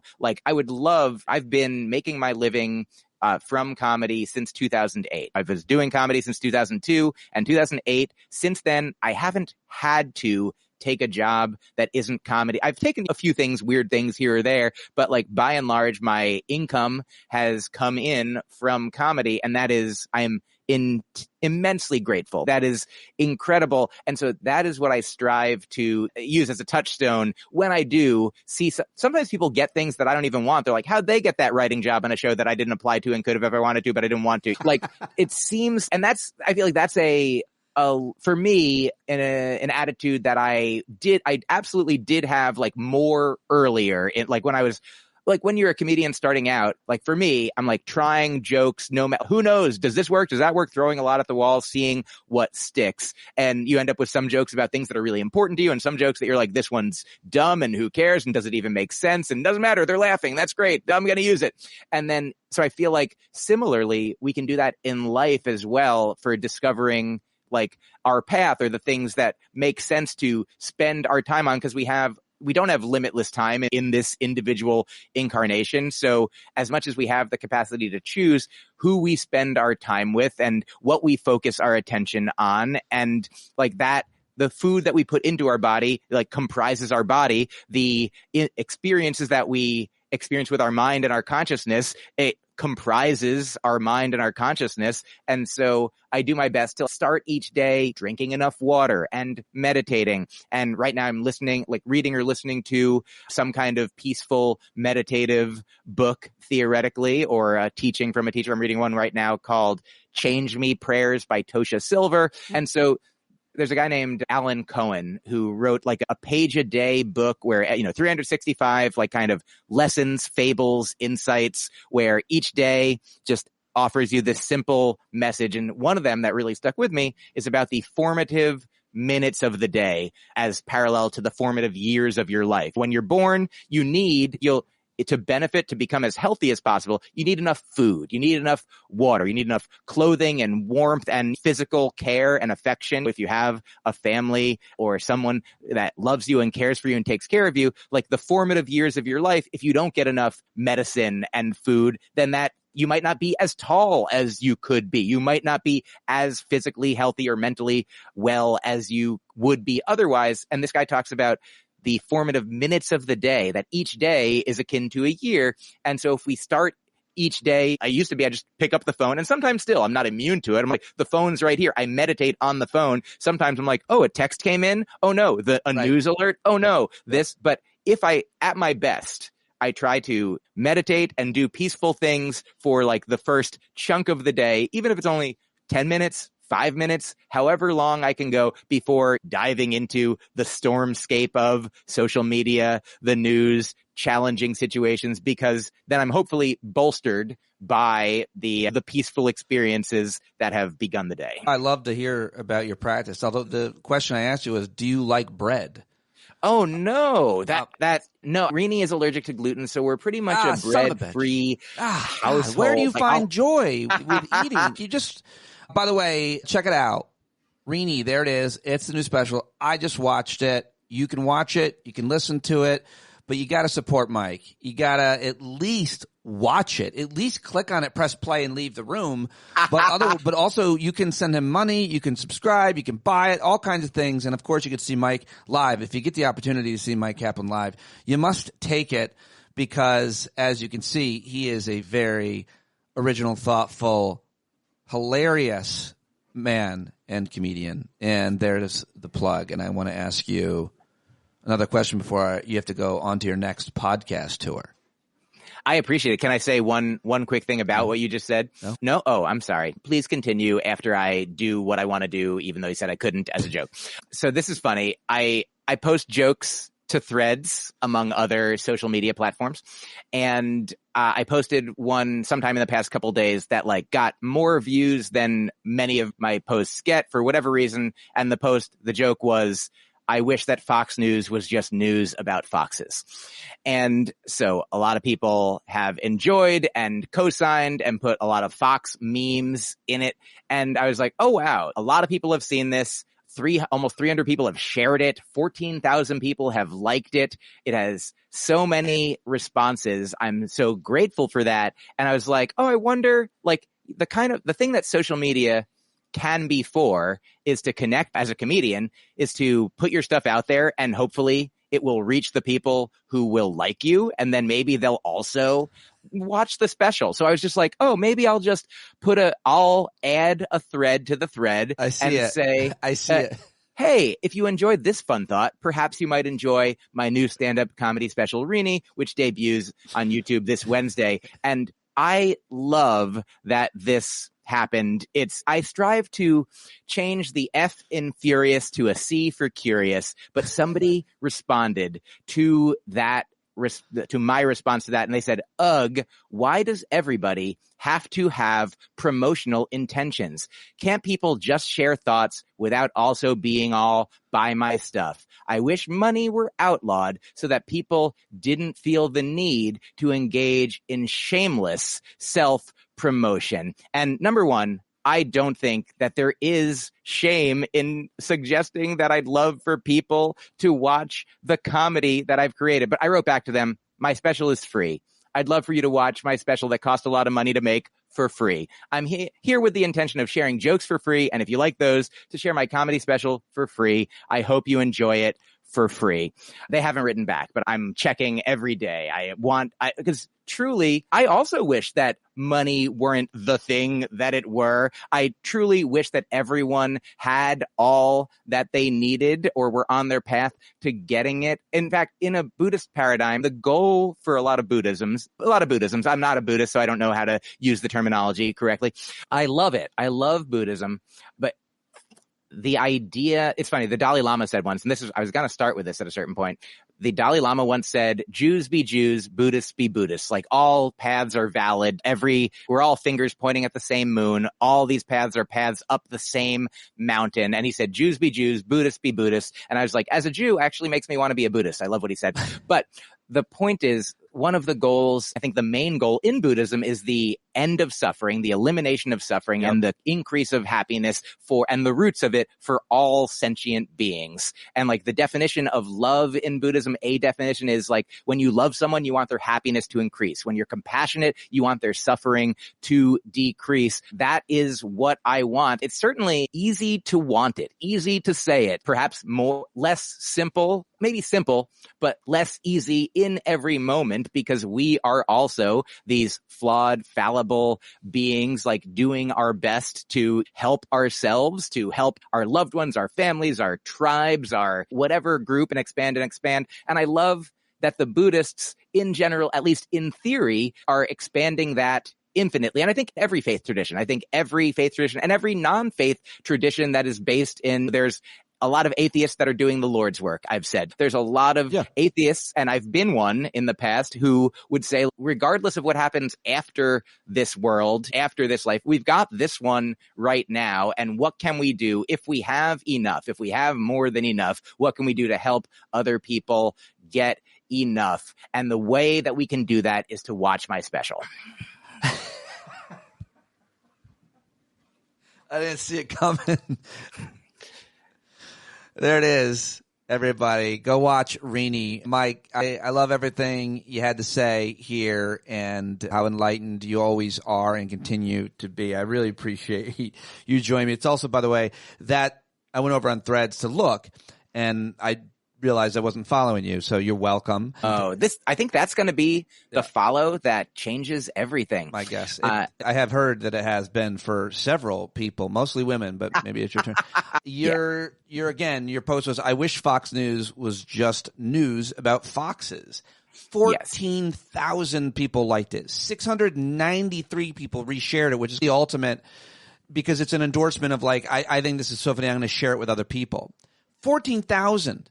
Then, as you said, you followed up with a reply for everybody who saw it. Hey, everyone, if you enjoyed this, with a great idea to plug your special. 4 likes. Yeah. I think the comment that the guy made, also evidence of like when people should just stop before they start typing and go, do I need to say this to anyone? But more importantly, the comment in reply to your promotion should have been, it never works. Like I fall for it every time. We all do that. A hot tweet, a hot post, whatever. And then you try to capitalize on it or share it or even reshare it. I have a friend who's big on TikTok. He just keeps resharing the hits. All that's smart. But when it doesn't hit again or when they don't see it, it's like, what the fuck?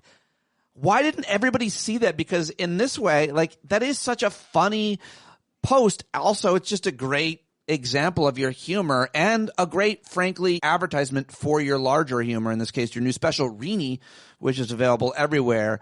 And no one probably even saw that. That's the thing, because when you link to something, now I'm being boring, but when you link anything, a picture, anything, somehow, I don't think they just don't see it.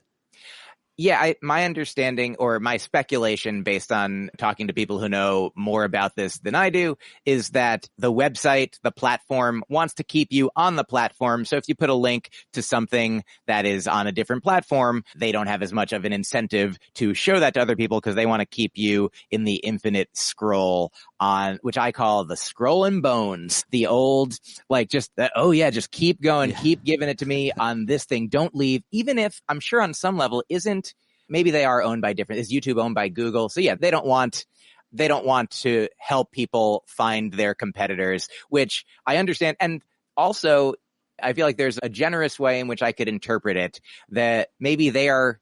The big corporation agrees with this little person. They're like, no, just share for the sake of sharing. Why does everything have to be about money? Don't you just want to give us things for free for the joy of it? Isn't that what you love as an artist? We're a corporation. That's not what we want, but we want you like a Sabbath goy, right? Like the Jews are like, hey, we have our rules. We follow our rules. If you want to break our rule, that doesn't matter because you're not us. You can break our rules whenever you want. And that's what the corporation is doing. They're just like, hey, look, we have our rules where we try to monetize everything, try to make as much money from you as possible, but that's not what you want, is it? You're a pure-hearted, loving, compassionate artist. So we're saving you from becoming the kind of monster that we are. So aren't we the hero, in fact, in some way? Anyway, thanks for your money. I've gone through that particular guy's entire feed now, so I feel like I know him while he believes Hitler was evil. I'm very glad about that. Every little bit helps as well for people who a lot of what does, as I understand it, propagate engagement is when people disagree, dislike, say no, say I don't like I posted something last week maybe that was like, you win 100% of the online debates that you don't participate in. And so a lot of people were like, no. I was like, great, give me them. That's great. Thank you. Keep looking at and I did actually fall off the wagon. I'm a bit of an argumentaholic recovering. Oh, really? That surprises me a little bit. It's who I haven't always been. I haven't always been this, and I still am a little bit of what I always have been. And yeah, I used to go back and forth with people all the time. I feel like there's some meme or some cartoon, and I wish I knew who it was, like a guy maybe it's Saturday morning breakfast cereal, like a wonderful webcomic. If it's not this, it's something like it, and that one's great. But there's like just a guy at 3 a.m. at his computer, and I can't go to bed right now because somewhere there's somebody wrong on the internet. That's one of my favorites of all time, but I'm just like you. I pick fights specifically with the MAGA people in my town. I specifically go on my town Facebook page. By the way, the guy that made that comment to you, I went through the timeline while we were talking, and this is him. And look at that. Now, in some ways, we are celebrating this man. Look at that beautiful nature all around. Let's send him some love. I truly, there are some loving kindness, like meditation. I do the Sharon Salzberg not every morning. Most of the days, I send love to people I hate, people and things I feel neutral about. Somebody's a neighbor's cat, and then of course to the people I really love, and I try to have a list, and I rotate people in my life. Some people don't get love. My ankles and my knees get love as well. I like the gratefulness, but so that guy's a dick, so let's send him some love. He deserves it. Everyone deserves love. You don't have to do anything to deserve it. My friend Gus, the practicing Buddhist in my life who has introduced me to many of these concepts, he told me about a story that one time a friend told him that a politician had died, and Gus said, "Oh, that's too bad." And the person said, "Oh no, this was actually like an extremely like racist, sexist, homophobic politician." Jerry Falwell. And then Gus said, "Oh, then it's too bad that they didn't live long enough to see the error of their ways, regret it, and start to make amends and try to atone and repent and do better to help people not succumb to the kind of hateful, fearful thinking that he was operating in while he was alive." Yeah. I want to meet your friend, and then I want to become I want to become better friends with him, at least to the point where you guys had plans and he canceled for me. It's so funny that you're very funny. You're a good comedian. Everything that you've said about me also, anything that you see, Rini introduced this concept to me, the concept of we see the world not as it is, but as we are. So for you, there's this thing, obviously it's not a one-to-one, like everything that we see is projection necessarily, but do you know did you watch Justified? The Elmore Leonard inspired noir kind of modern show about a U.S. Marshal played by Timothy Oliphant. His name is Raylan Givens. Elmore Leonard wrote this line, and I believe I saw it in the show. He says, if you meet an asshole in the morning, you met one asshole. If you meet assholes all day, you're the asshole. So it's important, and I'm not calling anyone an asshole except for myself sometimes when I'm like, because it's hard for me to imagine the Dalai Lama calling someone an asshole. It's hard for me to imagine Dolly Parton calling someone an asshole. There are people who are operating, at least publicly, in a purely loving way. The Dalai Lama says he greets everyone he meets as though they're an old friend. And there are so many times when I do have a back and forth with somebody now, and I do my best to be curious online because we don't know anything about their life, their tone, their intentions, how they came across, what they're seeing, of whether they even know it's a joke. And I've had more often these days, I will start with a thing that seems aggressive and could be in bad faith, but and I think Sarah Silverman's a great example of this. Somebody called her the C word and she was like, are you in pain? And he's, yes, actually I need back surgery. Yeah. And she's, let's fundraise to get you this surgery. And that's not everybody's responsibility. Like every time you meet a person who is angry at you, who is yelling at you, who is mean to you, it's not everyone's job. Like the Buddha in a previous life, there's a story before he was the fully enlightened Buddha that we know him to be. He one time came across a mother tiger and she was starving and her baby, her cubs were starving, and he fed himself to the mother tiger, the original tiger mom. She was trying to get them to do their homework, but it wasn't working because they were so hungry. And he fed himself. He sacrificed his life before Jesus even. So Jesus was hacky, but he sacrificed himself so that others could live and thrive. Buddha and Jesus, they were buds probably. And you can't spell Buddha without bud and ha at the end. But the Buddha, he fed himself to the tiger. And I think the last thing he heard her say was, "That's great." And these are jokes, but the story truly is, the message is not everyone should feed themselves to a tiger if they're hungry. That's like next level. You'll know when it's time for you to feed yourself to a tiger. You'll know when it's time to be kind and compassionate to a stranger on the internet. And hopefully you can be kind and compassionate to yourself and express good boundaries and get away from people if they are hurting you or mean to you. It doesn't mean that everyone should sacrifice themselves all the time, because then the big corporations will be like, yeah, that's what you do, but we'll be the ones that you sacrifice here too. We're the volcano. The other way of saying it, I think Pema Chodron writes this, and I think the Buddha says some version of it. Every person you meet is an opportunity for kindness. And that's great. What's great about the internet and podcasting and whatever you do, you can, if you live in a densely populated area, whatever, every person you meet is an opportunity for kindness. And if someone's being a dick or doing something terrible, you can meet them wherever they're at, or you can meet them with kindness. You don't have to feed themselves to you. And that's why I feel like today I feel good, because I gave you the opportunity to be kind to me. That was a great kindness that you did for me. And you're the only person I have made contact with today. So that's, I'm out. I love it. It's all my kindness. I knew this was the only person I would talk to. No, I'm talking to Colby Hall if you're watching live at 3:00 from Mediaite. But Myq, what a wonderful, you have to go to the next one to promote your new special, which I'll put up on the, here you go. Oh, no, that's not it. That's perfect. I love it. Rini, everybody, go watch it right now. Thanks for joining us if you join us live. And Myq, you are the greatest. Congrats on the new special. Keep it going. I absolutely adore and love you and respect you in all of the ways. Thank you so much, Pete. I feel the same. Thank you so much for having me. I love you. Thank you for everyone who is listening and watching. We appreciate it. Yeah, Myq Kaplan, everybody. Go watch it, the special, right now. Just press play and walk out of the room. Give him the views. He's such a good guy.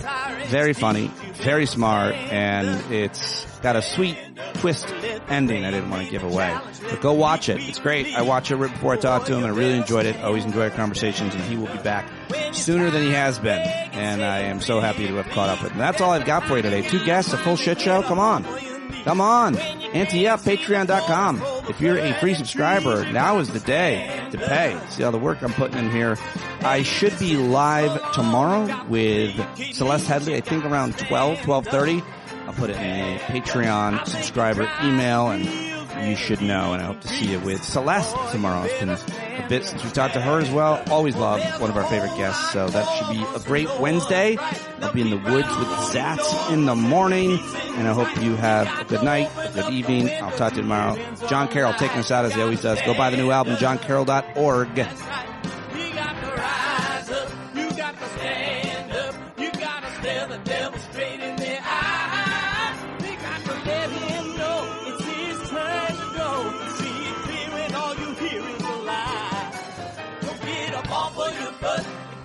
Off of your fence, even if it ain't a very friendly audience, well, they'll begin to listen when you start making sense, and you stand up, stand up. No need to point your rifle to defend your town, just stand up, stand up. You know they can't deny you what you're laying down. Boy, you better stand up, stand up. Show your face of every color, yellow, black, red, and brown. She's the place where every lost child will finally be found. There's only one thing to do before we stand our ground, and that's stand up, stand up. Well, the founding fathers saw a land for all. They had to stand up, they had to stand up. They had a keen imagination for a crystal ball, drawing all the plans of stand up. But all they had to go on was the time they were in, with other causes for laws, and since they weren't even sin, they knew that change was gonna come before the change could begin. They had to stand up. Alright, they had to stand up. We got to stand up. We got to look the devil square in the eye. We gotta let him know it's his time to go, and make it clear when all we hear is a lie. Why you lying awake wondering where the money all went? It'll be the cost of freedom that'll go unspent. You can see him flee the scene of that experiment if you stand up. Alright, we got to speak up, we got to reach up, and raise your voice in every way you know how. Don't be toes up, you got to show up. Ain't no better time to do it but now. No need to pledge allegiance to no wanton tribe. Rise up, show obedience to the voice inside, and listen well and it'll tell you not to run and hide. It says stand up.